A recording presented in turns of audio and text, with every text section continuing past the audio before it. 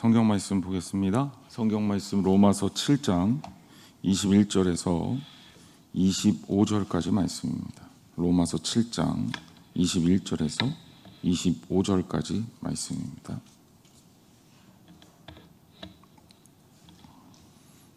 한 절씩 교독하겠습니다. 그러므로 내가 한 법을 깨달았노니 곧 선을 행하기 원하는 나에게 악이 함께 있는 것이로다. 내 속사람으로는 하나님의 법을 즐거워하되 내 지체 속에서 한 다른 법이 내 마음의 법과 싸워 내 지체 속에 있는 죄의 법으로 나를 사로잡는 것을 보는도다. 오라, 나는 공고한 사람이로다. 이 사망의 몸에서 누가 나를 건져내냐. 같이 읽습니다. 우리 주 예수 그리스도로 말미암아 하나님께 감사하리로다. 그런즉 내 자신이 마음으로는 하나님의 법을, 육신으로는 죄의 법을 섬기노라. 아멘. 사람마다 나름대로 일정한 틀을 가지고 살아요. 우리가 이제 소위 생각하는 틀이라고 말할 때는 그것을 조금 문자를 쓰면 가치관 이런 말을 쓰고요. 학문적으로는 세계관이라는 표현이 있어요. 생각하는 틀입니다. 그래서 어떤 틀을 가지고 있느냐에 따라서 세상이 굉장히 다르게 보여요. 그래서 우리가 똑같은 세상을 살고 있는 것 같지만 사실 실상은 우리는 나름대로의 틀을 가지고 있고 그 틀에 의해서 세상을 바라보는데 그 틀이 어떤 틀이냐 이거에 따라서 굉장히 많은 것들이 달라질 수 있다. 예를 들자면 크리스찬의 틀을 가지고 세상을 바라봅시다. 그럼 이 세상은 뭐예요? 하나님 나라를 추구하는 크리스찬들이 살아가는 일종의 훈련장이에요. 그러니 여기에서 열심히 잘하는 것도 중요하지만 정작 우리의 목표는 어디에 채워져 있는 거예요? 하나님 나라에 있는 거죠. 그러니까 예수님도 뭐라 그래요? 이 땅의 것들에 집착하지 말고 하나님 나라의 창고에 보물을 쌓아라 라고 얘기하는 거예요. 이게 우리들이 갖고 있는 이 세상을 바라보는 틀입니다. 그러다 보니까 그렇게 세상을 바라보는 사람들한테 어쩌면 우리들이 바라보는 이 세상의 틀은 실제로 이 세상의 모든 것들을 걸고 있는 사람들보다는 훨씬 가벼워요. 그래서 심지어 죽음을 앞에 놓고도 크리스찬의 틀을 가지고 있는 사람은 하나님 나라를 꿈꾸며 찬양하고 감사할 수가 있다는 거죠. 오히려 자기를 핍박하는 자를 위해 기도하고 그들을 용서할 수가 있다는 거죠. 이게 크리스찬이 가지고 있는 틀이에요. 그러니 세상을 바라볼 때 세상적 가치관을 가진 사람들하고는 완전히 다르죠. 역으로 얘기해 볼게요. 세상의 틀을 가지고 있는 사람들은 이 세상을 어떻게 볼까요? 미래가 담보가 돼 있지 않아요. 하나님 나라를 깨달을 수 없어요. 그러면 이 세상은 뭐예요? 전부예요. 이 세상이 끝이에요. 그러니 우리 좋은 거 있으면 어떻게 해야 돼요? 이 세상에서 누려야 돼요. 그러니 때로는 우리에게 주어진 모든 것들을 순간순간 붙들고 씨름해야 되고 즐겨야 되고 이 땅에서 놓치는 것이 있으면 가슴 아파하고 속상해하고 괴로워하고 남보다 내가 덜 가졌으면 괴롭고 왜? 세상이 끝이니까. 남들이 나보다 많이 가졌으면 내가 속상하고 또 내가 남들보다 많이 가졌으면 기분 좋고 때로는 이 세상이 끝이니까 내가 좀 잘못하고 실수하고 누구한테 나쁜 짓을 해도 걸리지 않으면 크게 문제가 없어요. 왜? 이 세상이 끝이니까. 여러분 똑같은 세상을 살아도요 하나님 나라의 틀을 가지고 있는 사람하고 하나님 나라가 아닌 세상적 틀을 가지고 있는 사람하고는 어마어마한 차이를 보일 수밖에 없습니다. 우리 크리스찬들이 때로는 하나님 전에 나와서 하나님 중심대로 살기 위해서 노력하고 때로는 희생하고 때로는 하나님 앞에 헌신하는 것들이 세상 사람들이 볼 때는 미련한 것 같이 보이지만 하지만 그 미련하게 보이는 그것이 우리를 살리는 거라는 거죠. 세상 사람들의 가치관으로 우리 기독교인들을 보니까 초대교회 때 세상 사람들이 기독교인들, 크리스찬들을 뭐라 그러냐면, 야, 니네들은 왜 이렇게 터무니없이 말도 안 되는 집착을 해? 왜 그렇게 살아? 너 이렇게 불합리하게 생각하니? 이렇게 질문하고 공격을 한 거예요.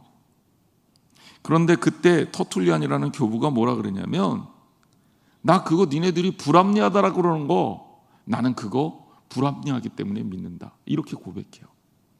그가 진짜 불합리하기 때문에 믿는 게 아니라 다른 사람들이 이해할 수 없는 세상적 틀을 가지고 있기 때문에 세상 사람들의 눈에는 불합리하게 보일지 몰라도 하나님의 자녀들에게는 지극히 당연한 일들을 하는 겁니다. 크리스찬으로서 산다는 것은 바로 그런 거예요. 그런데 크리스찬으로 산다고 하면서도 세상적 틀을 가지고 교회에 와서 신앙생활을 하면, 그러면 교회에서 여러 가지로 마음이 괴롭고 어려울 수가 있어요. 그래서 신앙적으로 우리가 성장해야 된다는 얘기를 하는 거예요. 그렇기 때문에 그런 교인들이 모이면 어떻게 해야 됩니까? 교인들이 하나님의 틀로 바뀌어지거나 아니면 교회가 어떻게 돼야 돼요? 세속화돼야죠. 그 세속화된다는 말을 타락한다고 말하는 거예요. 중세교회가 왜 무너졌냐? 교회로서의 신앙적 크리스찬의 틀을 갖고 있어야 되는데 중세교회가 무너진 이유는 이들이 그 틀을 버리고 세속적 틀을 받아들였기 때문에 그래요. 여러분들이 바라보고 있는 가치관은 어떤 가치관을 가지고 있는, 하나님 나라를 향한 크리스찬의 틀을 가지고 살고 있느냐, 그렇지 않느냐, 이거에 따라서 우리들이 하나님 보시기에 아름다운 삶을 살 수 있느냐, 그렇지 않느냐가 달라질 수 있다. 오늘날의 교회는요, 이제 앞으로 계속 교회론에 대해서 이야기를 할 건데, 주일날마다 오늘날의 교회는, 더구나 하나님께서 원하시는 교회는 과연 어떤 교회를 지향해야 되는지 여러분 생각해 보세요. 여러분 한 사람 한 사람이 예수 그리스도의 DNA를 가져야 돼요. 그리스도께서 방향을 지시하고 나는 따르면 돼. 물론 이게 큰 틀에서 틀린 얘기는 아니지만 오늘날을 바라보면서 제가 느끼는 것은 더 훌륭한 크리스찬을 필요로 하는 시대가 왔다. 오늘날의 교회는 더 신앙적 크리스찬을 필요로 하는 시대가 왔다. 왜? 그만큼 더 어려워요. 왜 어렵냐면 나도 모르는 사이에 세속적인 틀이 우리를 자꾸 침범해서 크리스찬이 크리스찬답게 살지 못하게 만들어요. 그러니까 우리가 붙잡아야 될 것들을 자꾸 놓치고 버려야 할 것들을 움켜쥐고 있으면서 하나님이 기뻐하시는 크리스찬의 삶을 살지 못하는 거예요. 여러분 한 사람 한 사람이 예수 그리스도의 DNA를 가진 하나님의 교회라는 사실을 잊지 마시기를 바랍니다. 그래서 우리가 그리스도 예수를 따라 살 수 있을 때 오늘날의 교회는 능력 있는 교회가 되고 하나님 나라를 지향하는 아름다운 교회가 될 수 있을 줄 믿습니다. 자, 제가 큰 틀에서 이런 설명을 드렸고요. 그 다음에 조금 더 인간 내면으로 한 걸음 더 들어갑니다. 제가 잠깐 지난 시간에 얘기했었는데 인간의 마음, 인간의 내면에는 나름대로의 긴장관계가 있어요. 어떤 긴장관계냐? 일반적인 경우에 이제 프로이드라는 심리학자가 분석해 보니 인간의 마음에는 무의식이라는 게 있다. 근데 이 무의식을 움직이는 에너지가 있는데 그걸 리비도라 그래요. 이 무의식을 이드라 그러고, 근데 이 리비도라는 것을 사실은 프로이드는 성욕으로 이해했지만 후대 정신분석학자들은 성욕뿐만이 아니라 인간이 가진 아주 기초적이고 원초적인 욕구를 말하는 거예요. 자, 인간이 가지고 있는 기본적 욕구가 뭡니까? 좋은 거 있으면 갖고 싶죠. 욕구예요. 그죠? 여러분, 누가 아주 멋진 것 있으면 갖고 싶죠. 이게 욕구예요. 그런데 여러분들이 그것을 갖고 싶다 그래서 뺏으면, 내가 갖고 싶다 그래서 그걸 가져오면 그건 뭐가 되는 거예요? 범죄가 되는 거잖아요. 오늘날에는 그걸 못하게 돼 있잖아요. 그래서 우리의 마음에는 뭐가 있냐면 갖고 싶다는 욕망이 있고요. 그리고 이 욕망을 실행하지 못하도록 막아내는 장치가 있어요. 이게 뭐냐면 의식, 자아라고 얘기를 해요. 그래서 이 우리가 가지고 있는 이 마음속의 욕망과 그리고 우리가 가지고 있는 이성이죠. 이 의식, 우리의 자아, 에고, 이게 부딪히는 거예요. 우리 마음에 계속. 그러면서 뭐가 생겨요? 오늘날 언어로 얘기하면 스트레스가 생기고, 프로이드는 이걸 뭐라고 얘기했냐면 이게 심해지면 신경증, 뉴로시스가 오늘날 우리가 쉽게 듣는 노이로제에 걸린다고 얘기를 하는 겁니다. 근데 여기 있는 모든 사람들이 어쩌면 저나 여러분이나 똑같을 거예요. 마음에 뭐가 있어요? 욕망과 욕구가 있어요. 여러분 예뻐지고 싶어요? 안 예뻐지고 싶어요?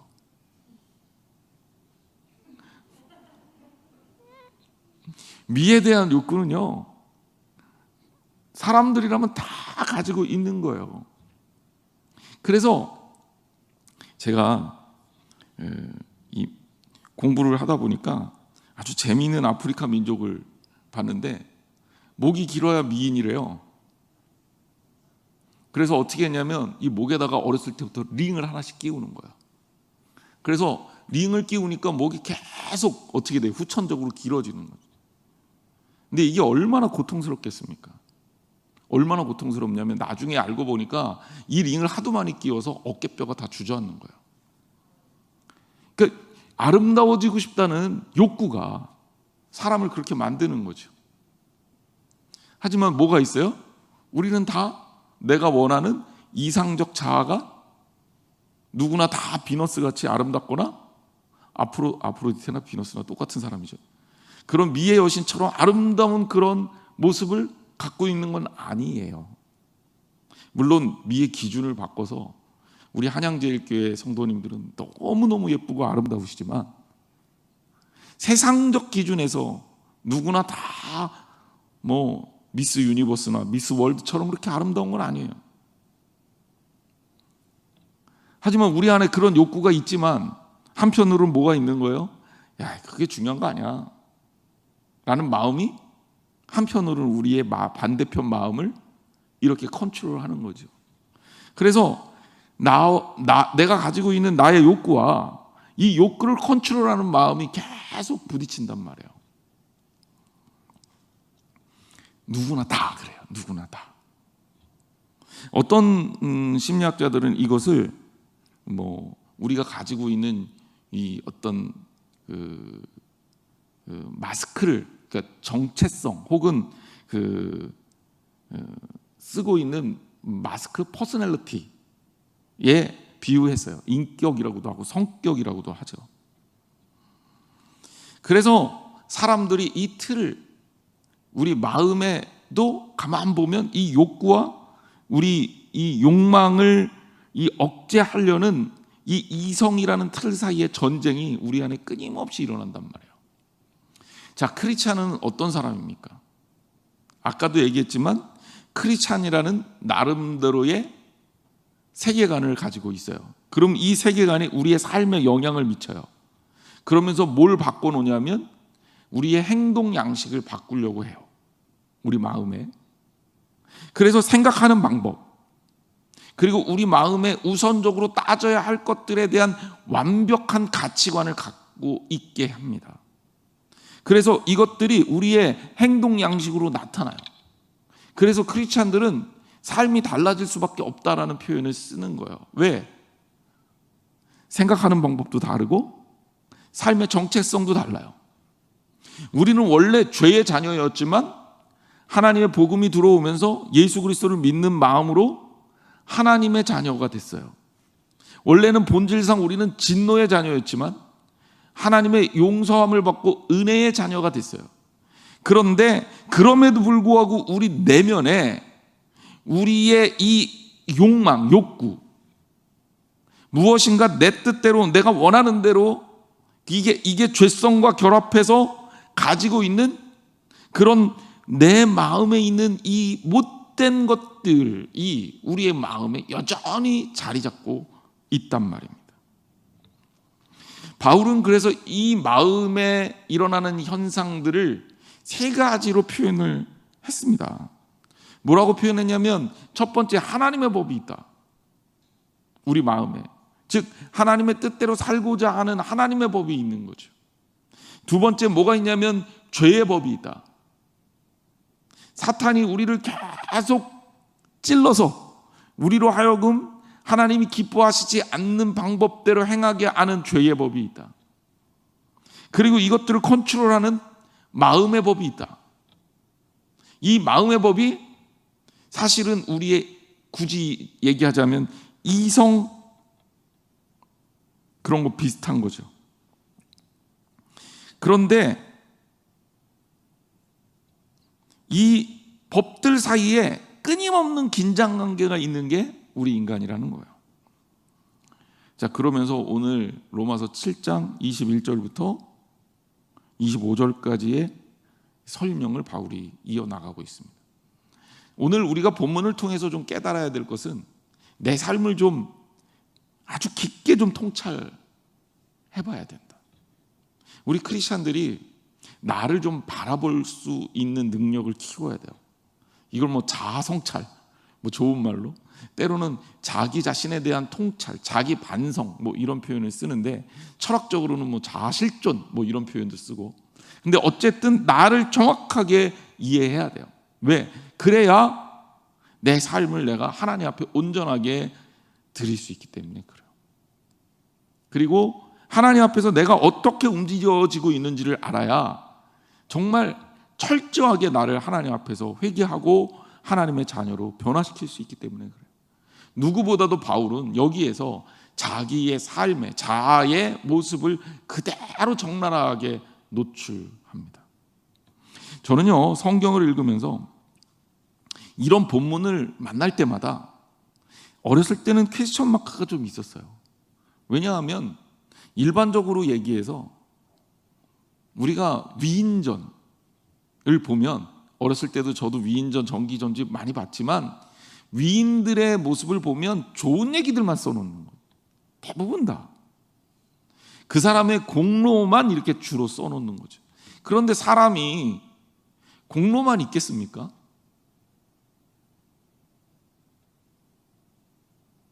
제가 링컨 대통령 굉장히 어렸을 때 좋아했어요.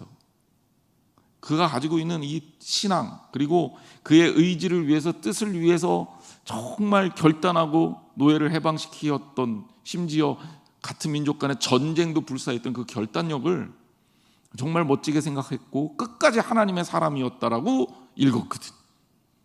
근데 나중에 커서 링컨 대통령 뒷조사를 해보니까 영부인은 굉장히 사치가 장난이 아니어서, 그 당시 링컨 대통령이 사람들한테 매스컴에서 비난을 안 받은 이유가, 링컨 대통령이 흠잡을 게 없어서가 아니라 영부인이 하도 사치스러우니까 영부인을 씹느라고, 까느라고 링컨 대통령을 미처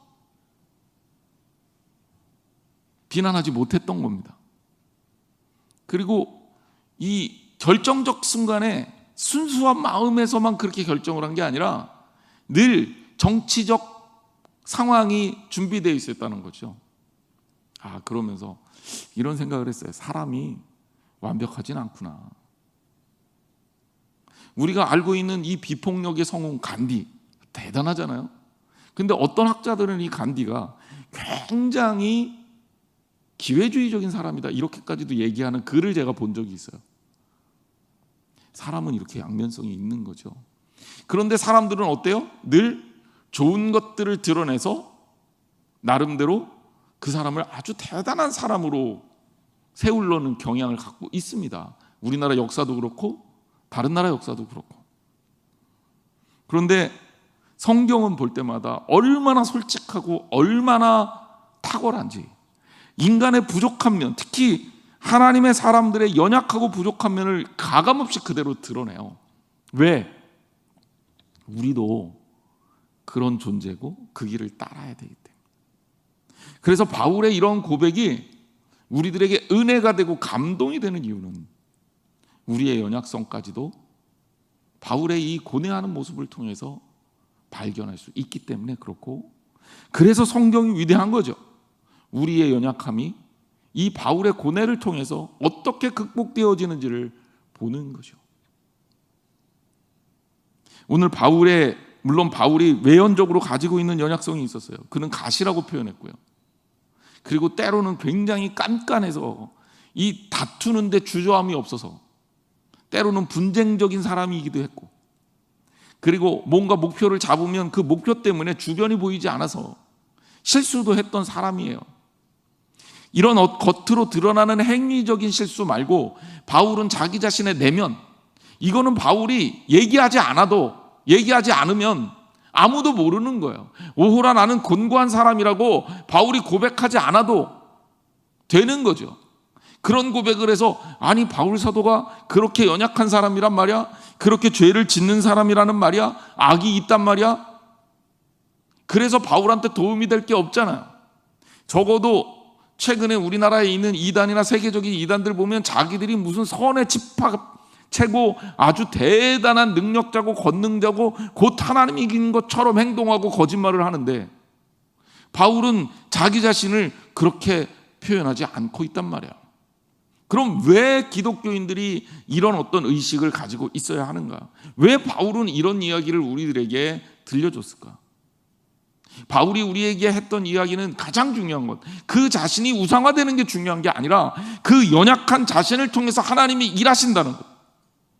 그리고 그것이 오늘 우리들 크리스찬들에게도 역시 마찬가지라는 거죠.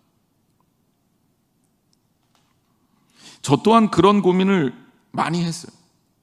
저는 아무리 생각해도 내가 목사가 되기엔 너무 하자가 많은 사람이에요. 너무 놀길 좋아해요. 그 세상에 대해서도 너무 좀 까칠하고 비관적이에요. 그리고 제가 이렇게 막 세세하게 이렇게 누군가를 챙겨줄 수 있는 그런 사람이 못 돼요. 그래서 하나님한테 묻는 거죠. 하나님, 왜 나 같은 사람을 하나님께서 부르시고 목회자로 쓰시는 겁니까? 그런데 성경을 보면 하나님이 쓰신 사람들 중에 정말 쓸만해서 쓰신 사람들이 별로 없어요. 모자라고 부족한데도 하나님께서 쓰시는 거예요. 연약한 그 자체로 하나님이 쓰시는 거예요. 그리고 부족한 부분은 하나님이 채우시더라고요.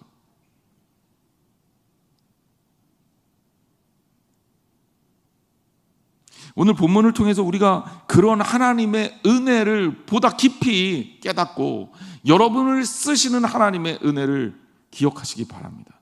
중요한 것은 여러분들이 잘난 사람이 되는 게 아니라 중요한 것은 하나님의 손에 붙들리는 사람이 되는 거예요.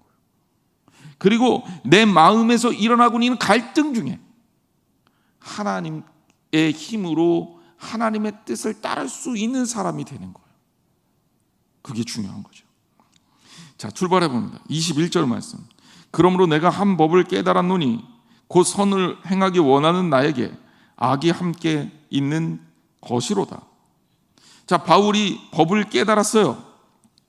그런데 이 법이라는 것은 그냥 원칙, 진리, 내가 아주 중요한 지점을 깨달았다, 이렇게 생각하시면 돼요. 근데 뭘 깨달았냐? 선을 행하기를 원해. 그런데 나에게 뭐가 있냐면 악이 함께 있다는 거예요. 자, 바울은 구원받은 하나님의 자녀죠. 그렇죠? 회심 전에 바울이 아니에요. 로마서를 쓸 때 바울은 회심한 이후의 바울이에요.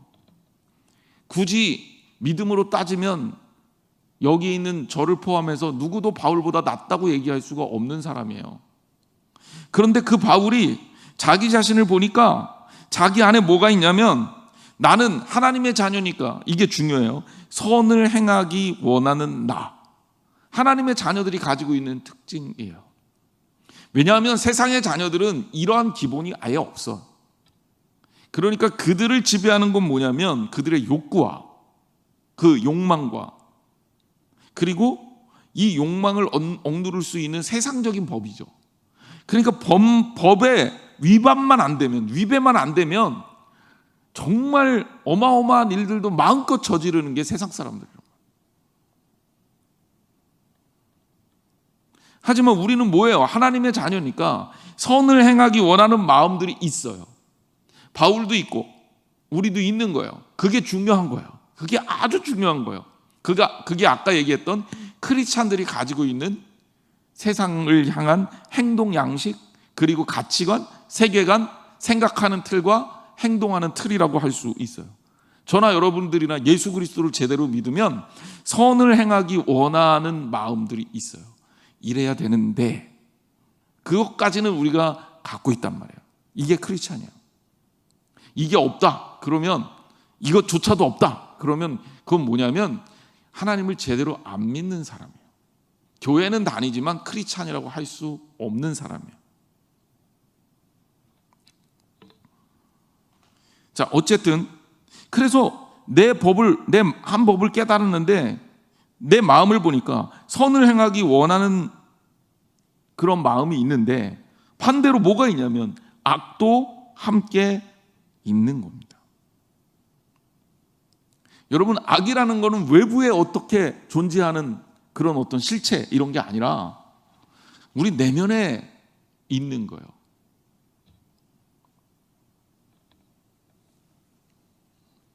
그래서 인간을 그대로 두면 하나님께서 하나님의 법으로 우리를 매일매일 바라보고, 그리고 하나님 말씀으로 우리를 씻어내고 비추지 않으면 나도 모르게 조금씩 이 악이라는 놈이 내 마음을 주장해.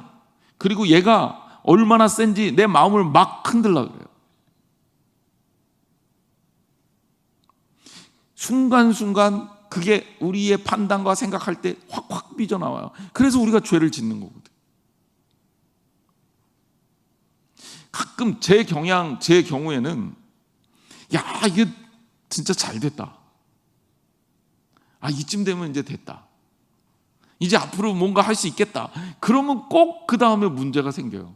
그래서 나중에 하나님 앞에 회개할 때 그런 어떤 마음들이 나로 하여금 이 나쁜 마음이 들어왔을 때, 악한 어떤 마음이 올라왔을 때 그거를 컨트롤을 못하는 거예요. 방심을 하니까.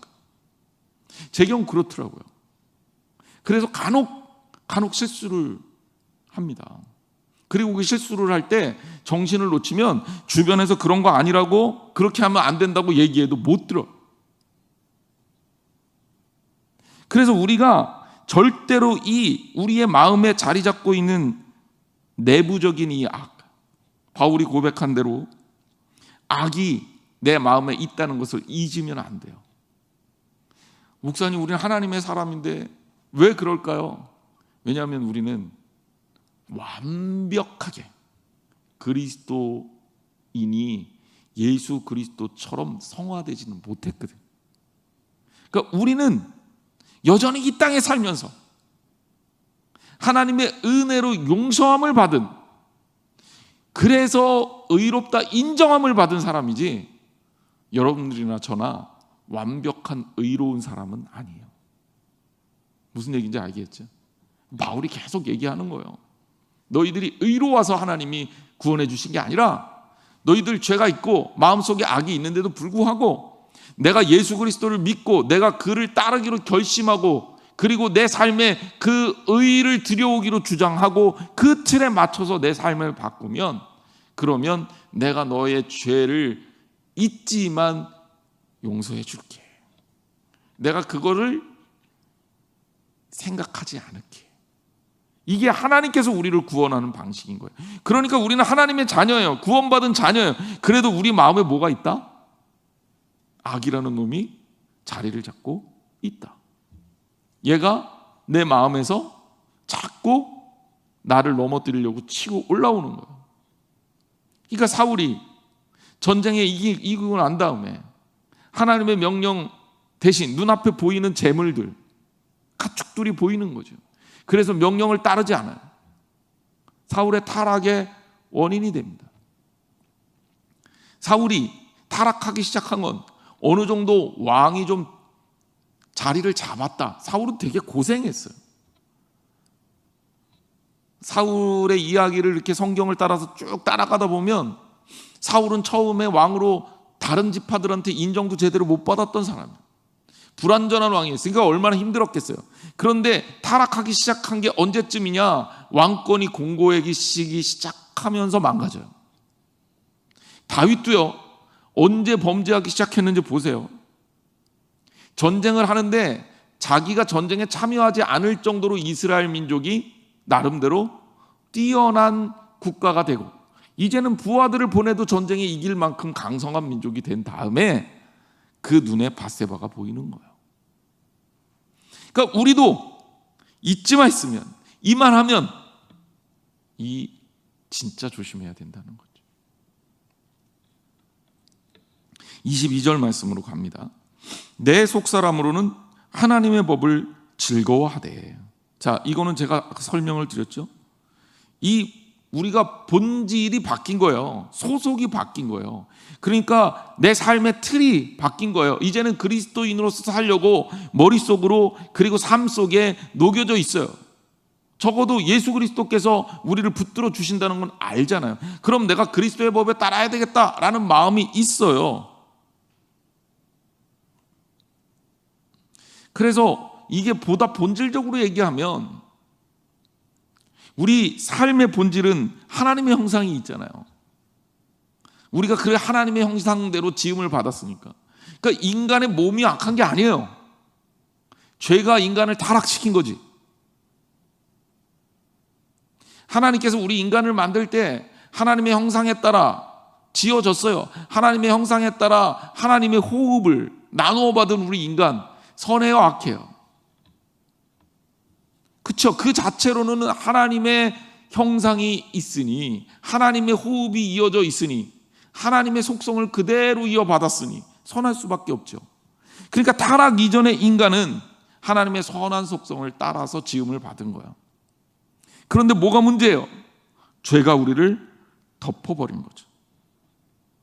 그래서 바울은 그런 표현을 쓰는 겁니다. 내 속사람으로는, 내 본질로는 나는 예수 그리스도의 사람이니까, 하나님의 사랑을 받고 지음을 받은 사람이니까 그 안에 내가 하나님의 법을 즐거워하는 마음이 있다. 그런데 어때요? 그 즐거워하는 마음이 있지만 23절에 보니까 내 지체 속에서 한 다른 법이 내 마음의 법과 싸워. 한 다른 법은 뭐예요? 죄죠, 죄. 죄의 법이죠. 사탄의 법이죠. 우리 안에 타락한 인간으로서 어쩔 수 없이 가질 수밖에 없는 이 죄성, 이게 우리의 몸을 딱 자리 잡고 있어서 내 마음의 법과 싸워.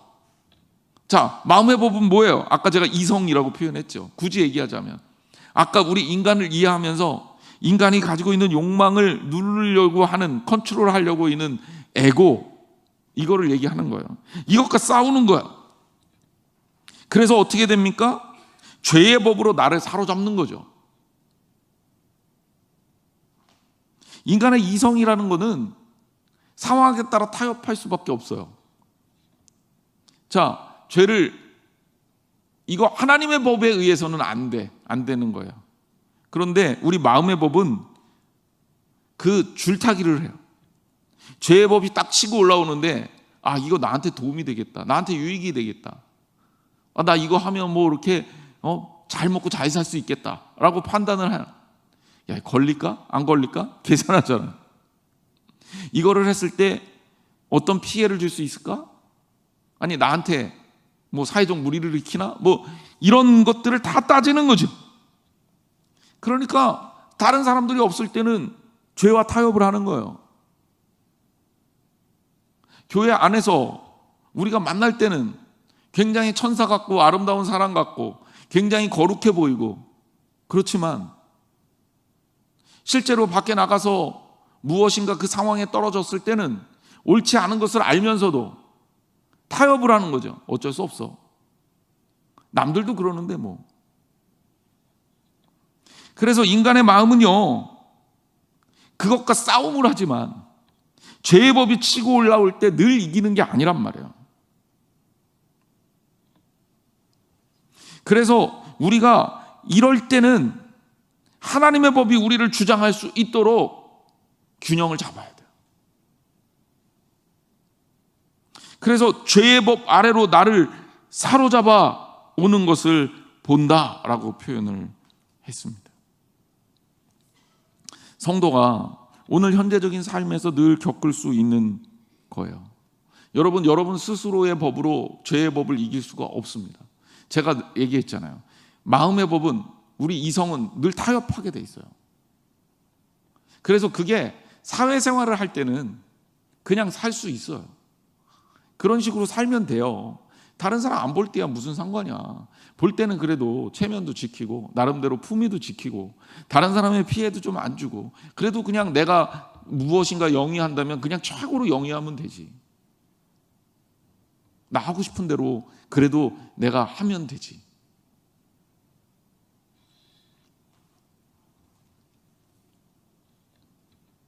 이사야 선지자가 이사야서에 하나님을 만나는 장면이 나옵니다. 근데 이사야 선지자가 하나님의 제단 앞에서 내가 저 백성들과 거하면서 내가 똑같이 죄인이 되었다고 고백합니다. 제단 숯불이 그를 사르지 그 입술에 대서 그를 사르기 전에 그는 여전히 선지자이면서도 죄인이었던 거죠. 그러니까 이게 뭐냐면 우리가 하나님의 사람이어도 하나님의 도우심 없이 스스로 죄를 이겨낼 수 있을 만큼 대단한 마음의 힘을 가진 사람들이 대부분 없다는 겁니다. 우리는 자꾸 타협하고 자꾸 합리화해요. 신앙생활 그 정도 했으면 됐지. 뭘 또 더해. 하나님, 내가 하나님께 이렇게 할게요. 은혜 받았을 때 그렇게 약속하고 어느 정도 하다 보면 이쯤 했으면 됐지. 이만하면 하나님도 아시겠지. 여러분 그거 다 누구 생각이에요? 내 생각이란 말이에요. 자꾸 타협하는 내 마음. 그러니까 죄를 내 마음으로 이기려고 하면 그런 형태로밖에 이 세상을 살 수가 없어요. 이 땅에 사는 세상 사람들이 나름대로 윤리적이라는 자기 자신의 틀을 가지고 그렇게 산단 말이에요. 나는 죄 없는 사람이야. 나는 나름대로 잘 살았어. 내가 가지고 있는 그 기준으로 그렇게 사는 거예요. 그러다 보니까 뭐가 생겨요? 조금 잘 사는 사람들은 금방 교만해져. 그리고 다른 사람을 판단해요. 나는 이렇게 바르게 사는데 너는 왜 그렇게 못 살아? 왜? 억울하거든. 바르게 살면 억울해요. 바르게 살면 손해보잖아요. 룰을 만들어 놓고 룰을 지키는 사람이 룰을 안 지키는 사람한테 이기기가 힘들어요. 세상에서는 그런 세상이에요. 우리가 사는 세상이. 여러분 왜 크리스찬들이 힘들고 어렵냐? 세상 사는데. 세상은요 그런 하나님의 법이 지배하는 세상이 아니거든. 그러니까 세상이 악하니까 당연히 악한 것과 하나님의 선한 것이 부딪히잖아요. 전쟁터에 있는 거예요. 그러니 우리는 매일 다른 사람들은 아무렇지도 않아도 우리는 부딪히죠. 고민되고 갈등에 쌓이게 되고. 그러니까 바울이 보는 것도 바로 그런 지점인 거예요. 세상 사람들은 그렇게 적당하게 자기가 세상과 타협하면서 나름대로 원만하게 살면, 누구에게 큰 피해를 안 주고 살면 나는 잘 살았다고 생각해. 그리고 좀 빡빡하게 사는 사람들은 더 많이 노력하면서 자기 자신을 관리하며 사는 사람들도 있어요. 근데 이런 사람들 마음속에 뭐가 있냐? 억울함이 있어. 나는 이렇게 사니까 너희들 비해서 잘났어. 때로는 내가 이렇게 살기 때문에 손해를 보는 거고, 그것 때문에 억울하니까 너네들도 또 똑바로 좀 살아. 근데 무슨 차이예요? 이게 세상적으로 잘 사는 사람들의 차이인데, 우리는요 남들보다 희생하고 남들보다 손해를 봐도 억울한 마음이 들지 않아. 남들보다 좀 선하게 살았다 그래서 교만하지 않아요. 이게 다른 거예요. 하나님의 법대로 살기 때문에 그래요. 아까도 얘기했지만 우리는 세상에서의 어떤 삶이 우리의 목표가 아니에요. 우리는 세상에서의 삶을 통해 하나님 나라를 추구하는 사람들입니다. 그러니 크리스찬들이 내가 좀 착하고 아름답게 살았다 그래서, 남들보다 좀 낮게 살았다 그래서 나는 이렇게 나라고 교만해진다면 그거는 하나님의 법에 따라 사는 것이 아니고요. 다른 사람을 정죄한다는 것도 문제가 있는 겁니다. 왜? 그것도 하나님의 법에 따라 사는 사람이 아닌 거죠. 우리는 억울하지 않아요. 내가 손해봤다고 속상하지 않아요.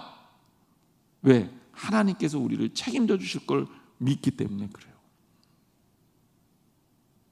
여러분, 항아리가 좀 깨져서 새도요, 위에서 더 물이 많이 부어지면 항아리는 찹니다. 하나님께서 부어주시는 은혜가 많은데 깨져서 새는 것만 가지고 속상해하지 말라는 얘기예요. 중요한 거는 영적으로 하나님께 어떻게 공급받고 있느냐는 거예요. 세상의 원리도 마찬가지예요. 세상 사람들 기준으로는 깨진 게 보이니까 손해보는 것 같죠. 하지만 하나님이 부어주시는 은혜를 그 사람들은 모른단 말이에요. 크리스찬은 세상에서 성공하지 말아야 됩니까? 아니, 그 얘기를 하는 게 아니에요. 세상적 방법으로 성공하지 말라는 거예요. 하나님의 방법으로 성공할 수 있다고요. 왜? 하나님 우리 책임져 주신다고 약속했잖아요.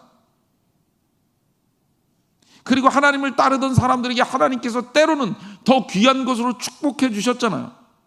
이삭은 우물을 2번, 3번이나 파면서 다 양보하고 안 싸우고 다 피하고 다 자기의 것들을 포기했는데 하나님께서 이삭을 거부가 되게 하셨잖아요. 하나님의 법이 있는 겁니다. 우리는 하나님의 법을 바라보고 살아야 되는 거죠. 그런데 우리의 마음의 법과 죄의 법은 이런 식으로 우리를 계속 공격해서 우리를 흔들리게 만드는 겁니다. 24절 말씀. 바울은 자기의 상태를 제대로 바라봅니다. 오호라, 나는 곤고한 사람이로다. 이 사망의 몸에서 누가 나를 건져내라. 존 스토트 목사님은 본문에 대해서 이렇게 얘기합니다. 바울이 이렇게 고백할 수 있었던 것은 자기 자신이 성숙한 신앙이었기 때문이다. 왜냐하면 불신자는 자기의를 갖고 있기 때문에 나를 공고한 사람이라고 인식하지 못한다는 거예요. 세상 사람들이 가지는 의의를 생각해 봅시다. 세상적 관계에서 보이는 의의를 생각해 봅시다. 우리가 얘기하듯이 우리 마음속에 일어나는 이러한 모든 문제를 잘못이라고 생각하나요? 그럴 필요 없어요. 그러니까 특별하게 드러나는 것으로만 판단할 수밖에 없어요. 드러나는 것에 의해서 자기 의의가 형성이 돼요.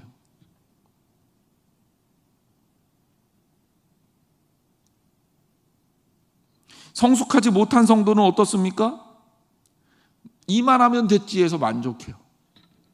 내가 신앙생활 이 정도 했으면 됐지. 청년들을 가르치다 보면 결혼 정년기를 앞둔 청년들이 있어요. 그러면 이제 그 청년들하고 이렇게 상담을 해보면 청년들 중에 그래도 신앙인의 가정에서 잘 크고 그래도 주일날 빠지지 않고 교회 나오는 청년들 중에 이렇게 얘기하는 청년들이 있어요. 목사님, 저는 솔직하게 제가 저한테 편하게 얘기하는 거죠. 저는 너무 믿음 좋은 여자랑 결혼하기 싫습니다. 신앙생활은 그냥 구원받은 자녀니까 적당히 했으면 좋겠어요. 그런데요, 적당히가 크리스찬에게는 없어요. 그래서 제가 혼을 내면서 너도 신앙생활 적당히 하냐? 크리스찬에게 어떻게 적당히가 있냐? 크리스찬은 all or nothing이에요. 전부 아니면 아무것도 아닌 거예요.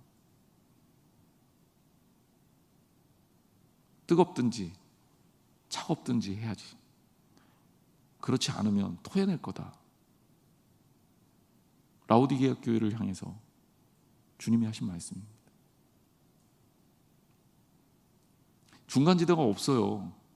좀 가슴 아픈 얘기지만 적당히 신앙생활하는 건 없어요.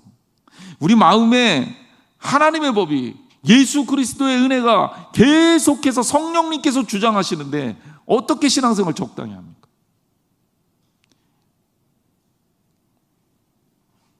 예레미야 선지자처럼 내가 마음이 불붙는 것 같아서 견딜 수가 없는데 어떻게 신앙생활을 적당히 합니까? 그러니까 스토트 목사님이 이 본문을 보면서 성숙되지 않은 사람이 자기 확신을 갖는다는 거예요. 가짜 확신을 갖는 거죠. 그래서 저는 가끔 보면 너무 지나치게 너는 됐어. 너는 그 정도면 훌륭해. 너는 구원받은 자녀니까 이제 편하게 살아.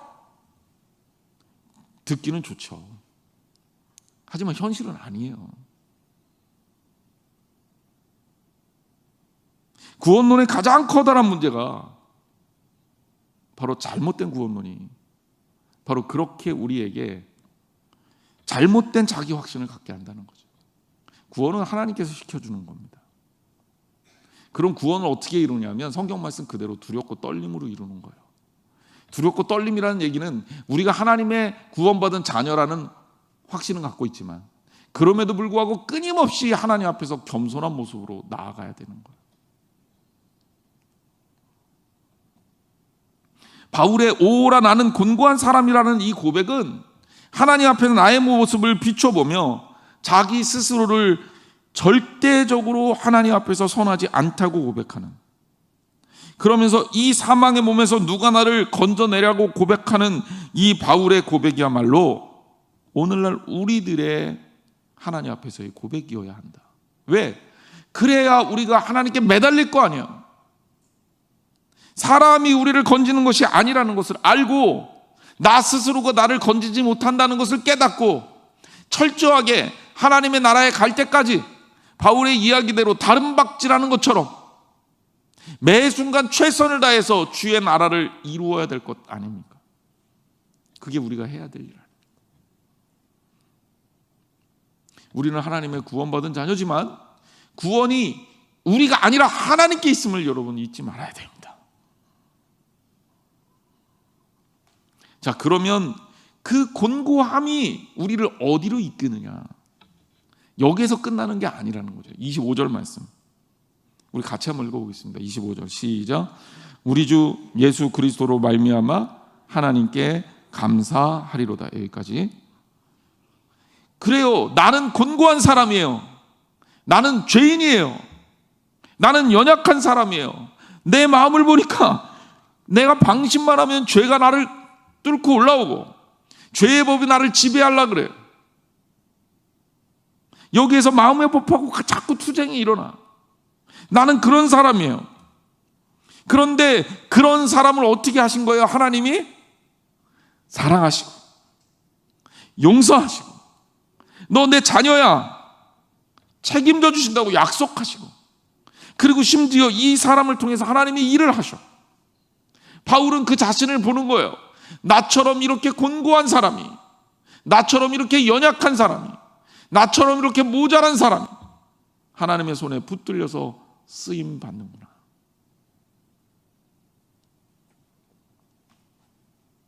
그러면서 그의 마음이 하나님의 법을 따르기를 원하지만 내 한편으로 다른 육신은 죄의 법을 섬기는 그러한 긴장과 가운데 있구나.